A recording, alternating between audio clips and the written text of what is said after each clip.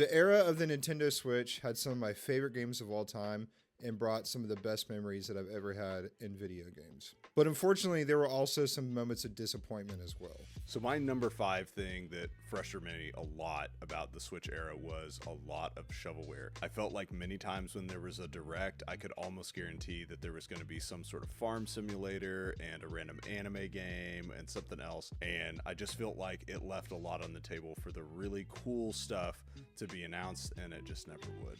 So one of my biggest disappointments was just the overall way that Nintendo handled multiplayer and chat on the Switch, and just being so far behind all the competitors in modern gaming. I remember when the party chat feature on the mobile app got announced, and you had to use this archaic thing with multiple cables going everywhere just to be able to play a game and chat with your friends. And for the most part, it just never really got fixed. They just sent it to the Switch too.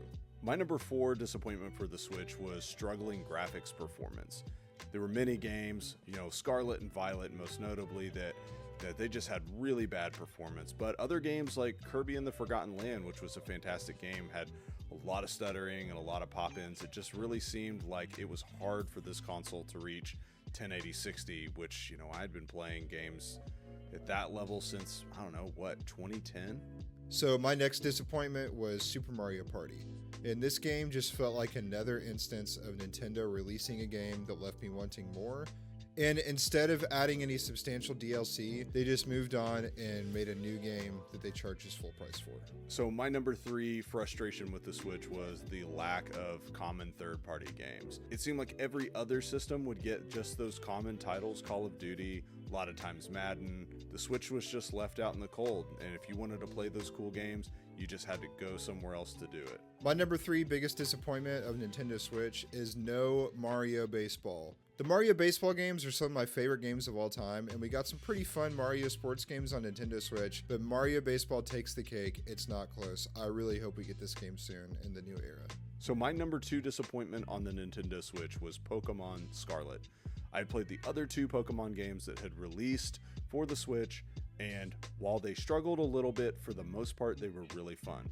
Scarlet overall was a great game, just with a massive roadblock for graphical issues.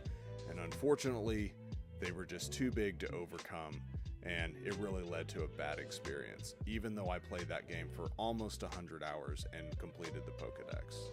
So my second biggest disappointment for Nintendo Switch is Mario Strikers Battle League. I love Mario Strikers, and this game had so much potential. They built a wonderful engine, the game played awesome, it was really fun, but there was nothing to do. You could basically play stripped down basic games that didn't really have a story. There weren't a lot of customization options. They built a great game, it just needed more and it never got it. So my number 1 disappointment with the Switch was Super Mario Party. I love the Mario Party games. In fact, the whole reason I bought a GameCube was so that I could play Mario Party 6.